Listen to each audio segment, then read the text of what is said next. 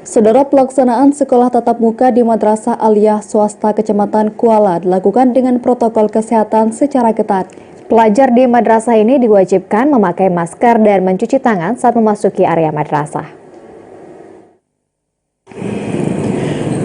Memasuki minggu ketiga semester kedua, pelaksanaan sekolah tatap muka di Madrasah Aliyah Swasta Kecamatan Kuala berjalan dengan lancar. Pihak madrasah menerapkan protokol kesehatan dengan ketat, seperti memakai masker dan mencuci tangan saat memasuki area madrasah, serta menjaga jarak ketika berlangsungnya aktivitas belajar. Sementara itu, proses belajar juga diberlakukan sistem shift untuk mencegah terjadinya kerumunan. Menurut Kepala Madrasah Swasta Kuala, Syarifuddin, penerapan prokes ketat sesuai dengan anjuran dari pemerintah. Selain prokes, pihaknya juga kerap melakukan sosialisasi penting protokol kesehatan untuk mencegah penularan COVID-19.